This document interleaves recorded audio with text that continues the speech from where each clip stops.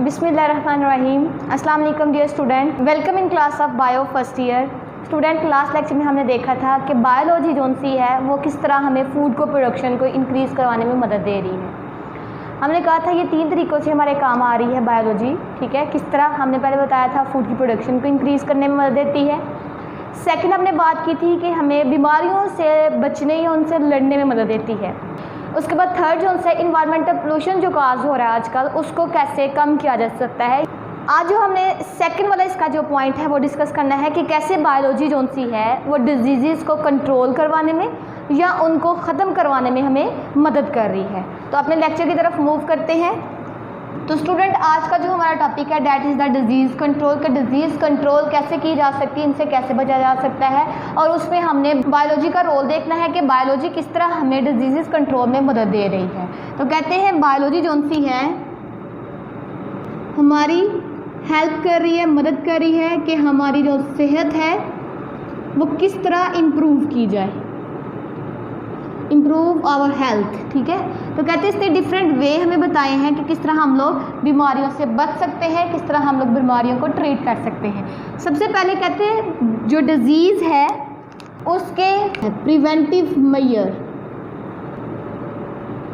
पहले कोशिश की जाती है कि बीमारी हो ही ना। हमें बायो बताती है कि कैसे हम लोग बीमारियों से बच सकते हैं।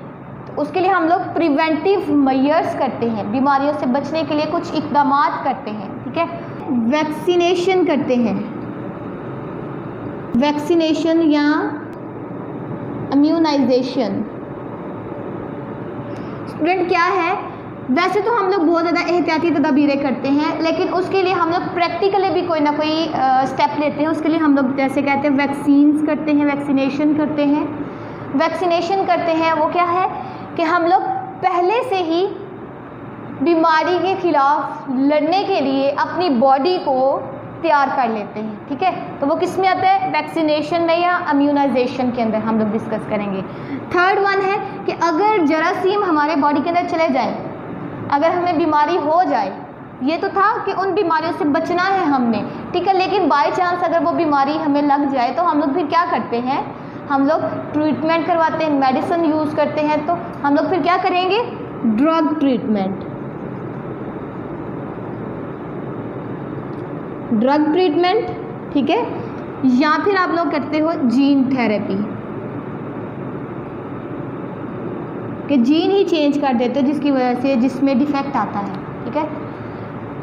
तो ये 3 मेथड बताए हैं हमें किस तरह हम लोग बीमारियों से बच सकते हैं। सबसे पहला मेथड है प्रिवेंटिव मेजर्स, हम लोग उनसे बच सकते हैं मुख्तलिफ एहतियाती तदाबीर करके। Second, vaccination and immunisation. Vaccination में हम लोग क्या करते हैं, अपनी बॉडी को पहले से ही किसी बीमारी के लिए तैयार कर लेते हैं, ठीक है। अगर फ्यूचर में अगर उस बीमारी के चांसेस हों कि ये बीमारी हो सकती है तो हम लोग पहले से ही क्या कर लेते हैं, अपनी बॉडी को उस बीमारी के लिए, उस बीमारी के खिलाफ तैयार कर लेते हैं, ठीक है। दैट इज़ द वैक्सीनेशन, के अपने इम्यून सिस्टम को बहुत ज़्यादा स्ट्रॉन्ग कर लेते हैं। उसके बाद ड्रग ट्रीटमेंट, अगर हमें बाई चांस कोई बीमारी हो जाती है, जर्म्स जोन से हैं किसी भी डिजीज़ के, वो हमारी बॉडी के अंदर चले जाते हैं, फिर हम लोग क्या करते हैं, मेडिसिन लेते हैं। तो that is the drug treatment, clear. तो या फिर अगर बहुत ज़्यादा डिफ़ॉल्ट आ रहा है तो हम लोग क्या करते हैं, जीन थेरेपी करते हैं, क्लियर स्टूडेंट। तो सबसे पहले आज हम लोग डिस्कस करते हैं प्रिवेंटिव मेजर्स। सबसे पहले प्रिवेंटिव मेजर्स कि हम लोग कैसे बीमारी से बच सकते हैं।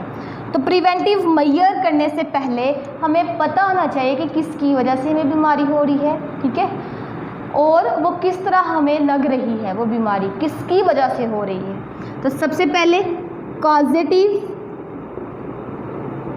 एजेंट या फैक्टर जो से होते हैं उनके बारे में पता होना चाहिए। सेकंड पे उनका mode of transmission, mode of transmission से मुराद कि वो किस तरह हमारी बॉडी के अंदर एंटर हो रहे हैं, कौन, वो एजेंट, वो फैक्टर जिन्होंने क्या काज करनी है, डिजीज़ काज करनी है, वो किस तरह हमारी बॉडी के अंदर एंटर होते हैं, किस तरह वो हमारी बॉडी के अंदर डिजीज़ काज करते हैं। तो इन दोनों चीज़ों के बारे में हमें पता होगा, फिर हम लोग प्रिवेंटिव मेजर्स कर सकते हैं, क्लियर स्टूडेंट। तो प्रिवेंटिव मेजर्स करने के लिए हमें दो चीज़ों के बारे में पता होना चाहिए कि किसकी वजह से बीमारी हो रही है और वो किस तरह बीमारी हो रही है। ठीक है। जैसे हम लोग बात करते हैं मलेरिया वगैरह है तो किसकी वजह से होता है, प्लाज्मोडियम की वजह से। और हमारी बॉडी के अंदर वो प्लाज्मोडियम आया कैसे है, उसका मोड ऑफ ट्रांसमिशन क्या है, कोई मॉस्किटो जो सा हमें जब बाइट करता है उसका सलाइवा के जरिए हमारी बॉडी के अंदर आता है, ठीक है। That is the mode of transmission. Example में देखें, इसकी एग्जाम्पल अगर डिस्कस करें तो कहा जाता है जैसे acquired immuno deficiency syndrome. Student ये एक डिजीज़ है that is called the acquired immuno deficiency syndrome, ठीक है। इसको हम लोग एब्रीवेट यूज़ करते हैं इसके लिए AID, एड्स। Clear student. तो एड्स क्या है, acquired immuno deficiency syndrome. Syndrome हम लोग कहते हैं जब बहुत ज़्यादा बीमारियाँ इकट्ठी हम पर हमलावर हों, ठीक है, बीमारियों का मजमुआ, ठीक है, तो तब हम लोग उसको कहते हैं सिंड्रोम। डेफिशिएंसी कहते हैं कमी। इम्यूनो हमारा जो इम्यून सिस्टम है वो वीक हो जाता है और उसकी वजह से क्या होता है, बहुत ज़्यादा बीमारियाँ जो सी हमारे पे हमलावर हो जाती हैं। Clear student. तो ये जो है एड्स जो सा है कहा जाता है ये किस तरह होता है, किसकी वजह से होता है। सबसे पहले हम लोग इसके कॉजेटिव एजेंट की बात करते हैं कि ये किसकी वजह से हो रहा है। तो कहा जाता है कि एक वायरस है that is called the HIV, human immuno deficiency virus. ये एक वायरस है, जब वो किसी भी ऑर्गेनिज्म की बॉडी के अंदर एंटर करता है तो फिर उसके अंदर डिजीज़ काज करता है that is called the AIDS. AIDS फिर उसकी वजह से होता है, तो वायरस की वजह से एड्स हो रहा है। क्लियर। सेकंड पे हम लोग डिस्कस करते हैं कि ये हमारी बॉडी के अंदर एंटर कैसे होता है ये वायरस। मोड ऑफ ट्रांसमिशन इसका क्या है, मोड ऑफ ट्रांसमिशन इसका सेक्सुअल कॉन्टैक्ट है। सेकंड पे कॉन्टेमिनेटेड जो उनसे इंस्ट्रूमेंट्स हैं उनको यूज़ करने से भी क्या होता है, HIV जो वायरस है वो हमारी बॉडी के अंदर एंटर हो जाता है और एड्स काज करता है। स्टूडेंट कॉन्टेमिनेटेड इंस्ट्रूमेंट से मुराद यहाँ पे वो इंस्ट्रूमेंट है या सिरिंजेस वगैरह कह सकते हो जो एक पेशेंट को लगाई गई थी और वो बगैर स्टीराइल किए, बगैर साफ किए किसी दूसरे पेशेंट को लगा दी है। तो जो पहले पेशेंट को लगाई थी मे भी उसको एड्स हो, ठीक है। जब वो एड्स के जर्म्स, वायरस वगैरह फिर वो सिरिंज के ज़रिए या किसी और इंस्ट्रूमेंट के ज़रिए सेकंड पेशेंट के अंदर ट्रांसफ़र कर दिए जाते हैं। Clear student. तो इस तरह कॉन्टेमिनेटेड जो ख़राब जो बग़ैर साफ़ किए इंस्ट्रूमेंट जो उनसे है यूज़ किए जाते हैं उनकी वजह से भी एड्स होने का ख़तरा होता है। नेक्स्ट जो सी इसकी सेकेंड एग्जाम्पल देखें। सेकेंड एग्जाम्पल में देखें तो कहा जाता है जैसे हेपेटाइटिस है। हेपेटाइटिस भी एक डिजीज़ है स्टूडेंट। हेपा का वर्ड जो सा है जब भी हम लोग देखते हैं हेपेटाइटिस, हेपा हेपेटिक से वर्ड निकाला है मतलब लीवर, टाइटस मतलब स्वेलिंग, इन्फ्लेमेशन। इसमें क्या होता है जो हमारा लीवर है उसका साइज़ बड़ा हो जाता है, वो फूल जाता है, स्वेल कर जाता है, ठीक है। हेपेटाइटिस बीमारी जो सी है वो हमारे लीवर की वजह से होती है, ठीक है। लीवर में इन्फेक्शन हो जाता है, वो फूल जाता है, इन्फ्लेमेशन होती है, उसकी वजह से हेपेटाइटिस वगैरह हो जाता है। कहते हैं इसके जो से हैं कॉजेटिव एजेंट, किसकी वजह से ये बीमारी होती है, बैक्टीरिया, किस चीज़ की वजह से होती है, बैक्टीरिया की वजह से होती है, वायरस की वजह से, कोई और माइक्रो ऑर्गेनिज्म। तो बेसिकली कहा जाता है कि इसका causative agent is also a virus that is H virus, ठीक है। इसका वायरस है जो हमारी बॉडी के अंदर चला जाता है, उसकी वजह से क्या होता है, हमें हेपेटाइटिस हो जाता है। उसके बाद कहते हैं इसका मोड ऑफ ट्रांसमिशन क्या है। इसका मोड ऑफ ट्रांसमिशन देखें तो कहा जाता है जब हम लोग ब्लड ट्रांसफ़र करते हैं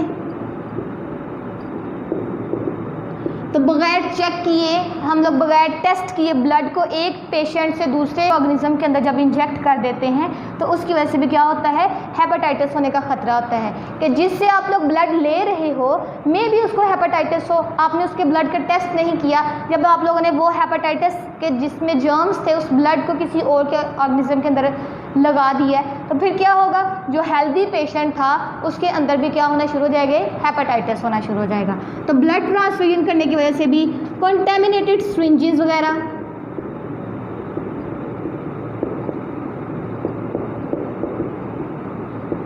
कंटेमिनेटेड सिरिंजेस या कंटेमिनेटेड जो बाकी इंस्ट्रूमेंट होते हैं उनको यूज़ करने से भी क्या होता है, हेपेटाइटिस। बगैर स्टीराइल किए, बगैर साफ़ किए सिरिंजेस, एक पेशेंट को जो सिरिंज पहले लगाई थी वही सिरिंज हमने किसी और पेशेंट को लगा दी है, तो उसकी वजह से भी क्या होता है, हेपेटाइटिस फैलने का खतरा होता है। स्टूडेंट एग्जाम्पल हमने डिस्कस किए, अब हमने इसके प्रिवेंटिव मेजर्स बताए हैं ना कि इनसे, इन बीमारियों से कैसे हम लोग बच सकते हैं। तो डॉक्टर जो है हमें इन बीमारियों से बचने के लिए प्रिवेंटिव मेजर्स क्या बताते हैं, क्या प्रिकॉशंस देते हैं कि सबसे पहले जो कंटेमिनेटेड सिरिंजेस होती हैं उनको यूज़ ना किया जाए, that is a preventive measure. ठीक है, एहतियाती तदबीर है ना। जब आप लोग कंटेमिनेटेड सिरिंज यूज़ नहीं करोगे तो क्या होगा कि आपको हेपेटाइटिस वगैरह का जो ख़तरा है वो भी नहीं होगा। ठीक है, उसके बाद यहाँ देखें तो कहा जाता है जब ब्लड ट्रांसफ़र किया जाता है तो इसको प्रॉपर्ली टेस्ट किया जाए, ये भी एक एहतियाती तदबीर है कि जिसकी वजह से हेपेटाइटिस दूसरे पेशेंट में मुंतकिल होने के जो ख़तरा है वो कम हो जाता है। कंटेमिनेटेड सिरिंज या कंटेमिनेटेड इंस्ट्रूमेंट वगैरह उसको यूज़ ना किया जाए। न्यू जो से हैं इन सिरिंजेस यूज़ की जाए किसी भी पेशेंट को इंजेक्शन लगाने से पहले, या फिर जब इंस्ट्रूमेंट यूज़ करने हैं तो क्या किया जाए, उसको, उन इंस्ट्रूमेंट को पहले स्टीराइल किया जाए, साफ़ किया जाए। तो ये क्या है, सारी की सारी एहतियाती तदाबीर है। तो उन पॉइंट से बचा जाए जिसकी वजह से आपको बीमारी हो सकती है, उनसे बचा जाए। उनसे बचने के लिए जो हम लोग एहतियाती तदाबीर करते हैं उनको हम लोग प्रिवेंटिव मेजर्स का नाम देते हैं। ठीक है, तो प्रिवेंटिव मेजर्स क्या हैं कि ब्लड ट्रांसफ़र करने से पहले उसको टेस्ट किया जाए, कंटेमिनेटेड सिरिंजेस वगैरह को यूज़ ना किया जाए, तो इस तरह आप लोगों को ये बीमारी वगैरह नहीं होती। तो ये थे प्रिवेंटिव मेजर्स वगैरह। दूसरी हम लोग इसकी इस टाइप की तरफ आते हैं कि किस तरह हम लोग बीमारियों से अपने आप को पहले से अपनी बॉडी को तैयार रखते हैं उससे फाइट करने के लिए, उस बीमारी से बचने के लिए। तो second one is the vaccination. हम लोग क्या करते हैं, वैक्सीनेशन करते हैं। ठीक है, वैक्सीनेशन किसे कहते हैं, इसको पढ़ने से पहले एक टर्म है वैक्सीन, उसको देख लेते हैं। स्टूडेंट, वैक्सीन कहते हैं कि जब हम लोग कोई डेड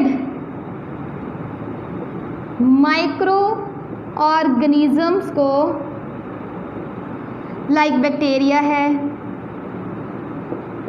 या वायरसेस हैं, डेड या वीक, जो डेड माइक्रो ऑर्गेनिज्म या वीक माइक्रो ऑर्गेनिजम्स को हम लोग क्या करते हैं, बॉडी के अंदर इंजेक्ट कर देते हैं। ठीक है, बॉडी के अंदर डाल देते हैं, बॉडी के अंदर एंटर कर देते हैं in the form of a liquid, किसी लिक्विड की फॉर्म में, लिविंग ऑर्गेनिज्म की बॉडी के अंदर। हम लोग ऐसा क्यों करते हैं, ये डेड ऑर्गेनिज्म को बॉडी के अंदर डालना, इंजेक्ट करना, that is the vaccine. Dead organism को, ठीक है, बॉडी के अंदर इंजेक्ट करना वैक्सीन कहलाता है। हम लोग ऐसा क्यों करते हैं स्टूडेंट, क्यों डेड ऑर्गेनिज्म को अपनी बॉडी के अंदर, लिविंग ऑर्गेनिज्म की बॉडी के अंदर क्या क्यों इंजेक्ट करते हैं, ताकि बॉडी के अंदर एक्टिव इम्यूनिटी डेवलप हो सके। हमारे जो बॉडी के अंदर कोई छोटा सा जर्म वगैरह चला गया है तो हमारी बॉडी उस चीज़ को खुद ही कवर कर लेती है, उसको खुद ही ख़त्म कर देती है। ठीक है, हमारी बॉडी जो सी है खुद ही अपने डिफेंस क्रिएट करती है, अपनी बॉडी की हिफाजत कर सकती है। कैसे, by producing antibodies. Antibodies produce करती है किसके खिलाफ, कोई केमिकल प्रोड्यूस करती है। अगर कोई बॉडी के अंदर चीज़ जा रही है और हमारी बॉडी को लगे कि ये जो से हमारे लिए नुकसानदेह है, तो हमारी बॉडी के जो इम्यून सिस्टम है वो क्या करता है, केमिकल्स प्रोड्यूस करता है। उन केमिकल हम लोग एंटीबॉडीज़ कहते हैं, प्रोटीन बेसिकली होती हैं वो। ठीक है, केमिकल्स एंटीबॉडीज़ जो सी हैं, फिर वो जो आया है हमारी बॉडी के अंदर ऑर्गेनिज्म, उस पे ये केमिकल अटैक करते हैं। उनके अटैक करने की वजह से जो बाहर से पार्टिकल वगैरह अंदर आते हैं वो ख़त्म हो जाते हैं। ठीक है, इस तरह क्या होता है हमारी बॉडी के अंदर, नेक्स्ट टाइम अगर वही पार्टिकल हमारी बॉडी के अंदर आएगा तो उसको फ़ौरन से पहले ख़त्म कर दिया जाता है, क्योंकि हमारे पास पहले से वो केमिकल मौजूद हैं।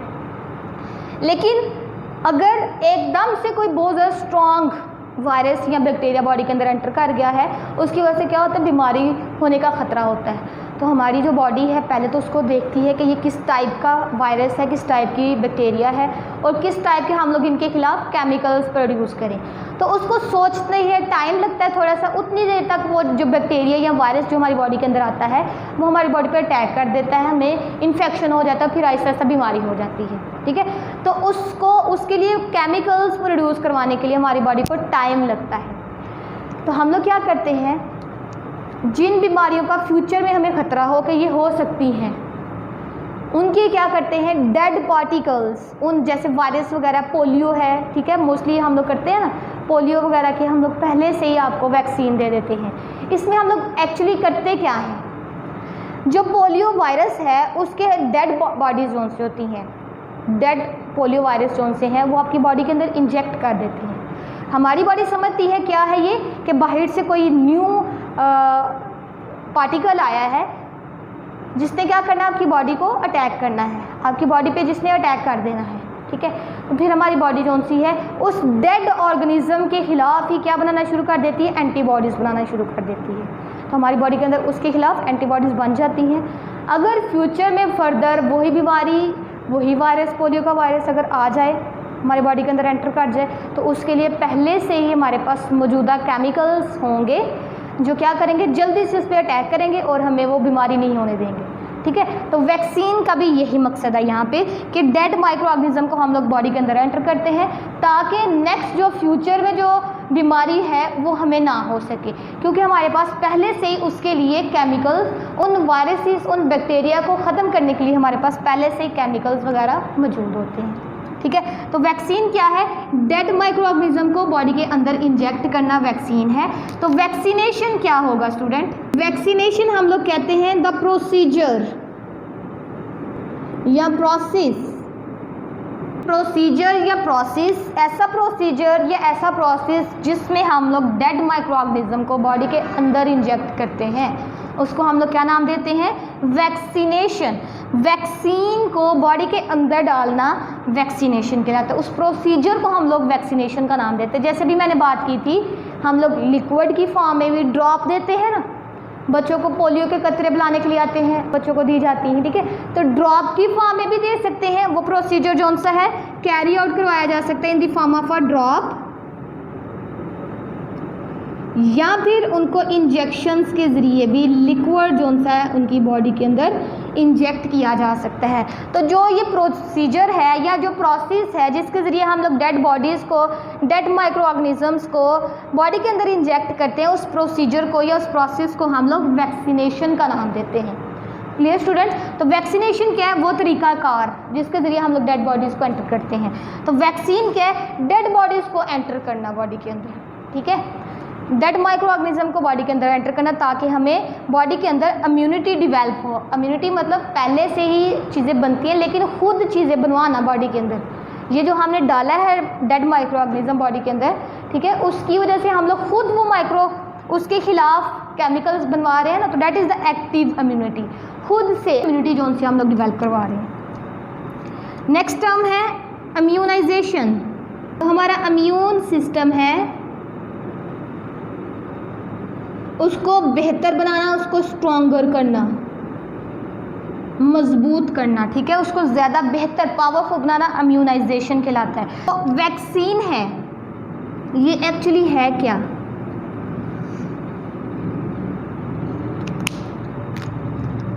इसको हमने वैक्सीन का नाम क्यों दिया गया, ये कहाँ से ड्राइव किया गया है, इसका नाम जो सा है वो कहाँ से ड्राइव किया गया है। तो कहा जाता है सबसे पहले ये सेपरेट की गई थी, वैक्सीन जो बनाई गई थी वो हमने कौ के पस से ली थी। बीमारी हुई थी गाय वगैरह को, ठीक है, उनके ऊपर गाय की जो बॉडी थी, जिस्म था, उसके ऊपर छोटे छोटे से दाने बनना शुरू हो गए थे, रेशेदार दाने। ठीक है, फिर क्या किया गया, उसके उस जो दाने के अंदर पस थी, रेशा था, उसको निकाल के किसी एक ऑर्गेनिज्म के अंदर किसी एक बच्चे पे अप्लाई किया गया था। तो एक बच्चे के अंदर हमने उसको इंजेक्ट कर दिया, तो उसकी वजह से जो बीमारी थी वो ख़त्म हो गई थी। ठीक है, वैक्सीन जो उनसे उसकी की थी, तो इसीलिए हमने इसको फिर कौ को लैटिन वर्ड में वैका का नाम दिया जाता है। लैटिन ज़बान में इसको कौ को वैका कहा जाता है। तो चूँकि फ़र्स्ट टाइम जो वैक्सीन बनाई गई थी वो को के पस से ली थी, इसलिए फिर हम लोग इसको वैक्सीन का ही फर्दर नाम देते हैं। Clear student? तो जो हमें वैक्सीन के बारे में सबसे पहले बताया किसने था? फर्स्ट टाइम इस वैक्सीन के बारे में हमें किसने बताया था? तो एक साइंटिस्ट थे जिनका नाम है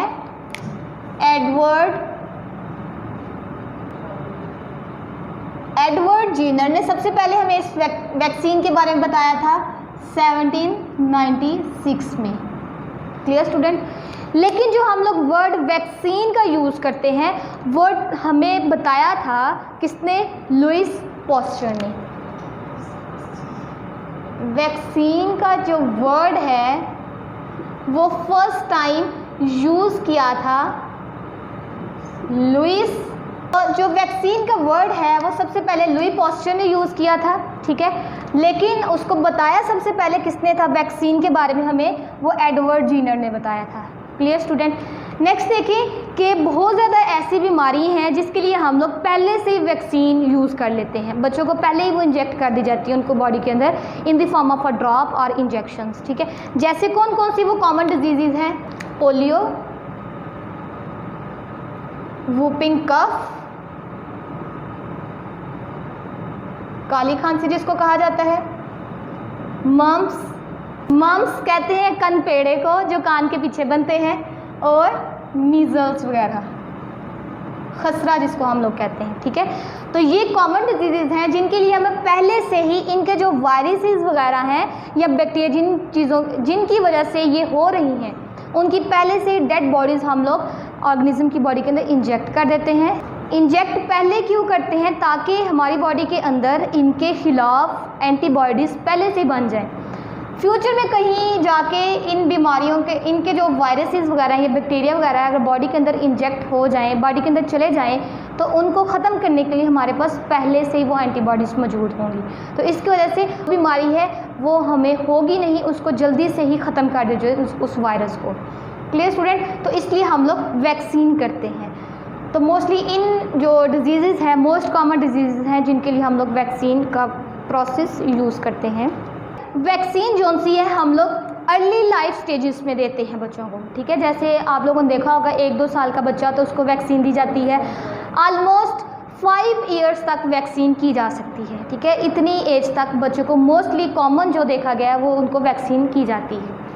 उसके अलावा कहा जाता है कि वैक्सीन की वजह से बहुत ज़्यादा जो ख़तरनाक बीमारियां थी उन पे ओवरकम कर लिया गया है, उनको काबू में कर लिया गया है। अब वो बहुत ज़्यादा कम रह चुकी हैं, बहुत ही कम चांसेस हैं उनके होने के। जैसे कहा जाता है स्मॉल पॉक्स, जो स्मॉल पॉक्स है जिसको हम लोग चिचक का नाम देते हैं, ठीक है, ये पहले बहुत ज़्यादा कॉमन थी, लेकिन वैक्सीन करने से इसको पहले से इसके वैक्सीन ऑर्गेनिज्म के अंदर इंजेक्ट कर दी जाती है। तो अब देखा गया है कि ये ऑलमोस्ट ना होने के बराबर रह गई ये बीमारी जो सी है, ठीक है। तो हम लोग कह सकते हैं कि इसको ओवरकम किया गया है, इसको ख़त्म किया गया है, इसको काबू में किया गया है किसकी यूज़ से? वैक्सीन के यूज़ से।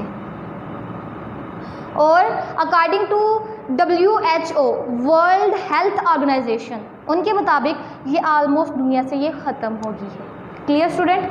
नेक्स्ट जो है एक बहुत ज़्यादा खतरनाक बीमारी दैट इज़ द एड्स, जो हमने पीछे डिस्कस की है, एक्वायर्ड इम्यूनो डेफिशिएंसी सिंड्रोम कहा जाता है। इसको ख़त्म करने के लिए भी हम लोगों ने बहुत ज़्यादा वैक्सीन्स तैयार की गई हैं, ठीक है, लेकिन वो अभी उसके एक्सपेरिमेंट हो रहे हैं, अभी उसके रिज़ल्ट इतने ज़्यादा प्रूवेबल नहीं आए, ठीक है। अमेरिका के अंदर इसकी वैक्सीन तैयार की गई है और उस वैक्सीन को ह्यूमंस के ऊपर एज एन एक्सपेरिमेंट यूज़ किया जा रहा है। और कहा जाता है इन फ्यूचर ये जो एड्स की बीमारी है ये भी बहुत जल्दी क्या हो जाएगी?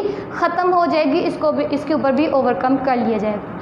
तो स्टूडेंट ये था वैक्सीन के बारे में। वैक्सीनेशन का सेकंड नेम है शॉट्स, ठीक है। तो मोस्टली ये आपसे शॉर्ट क्वेश्चन में पूछा जाता है कि what do you know about shots. तो स्टूडेंट यहाँ पे आके कंफ्यूज हो जाते हैं कि शॉट्स क्या हैं। तो student actually it is the second name of a vaccination. तो हम लोग फिर जब इसको पढ़ लेंगे तो हमें समझ आ जाएगी कि शॉट्स क्या होते हैं। तो ये था आज का हमारा टॉपिक जो कंप्लीट हो गया है। नेक्स्ट जो टॉपिक है हम लोग नेक्स्ट लेक्चर में स्टार्ट करेंगे। आज के लिए काफ़ी है। अल्लाह हाफिज़।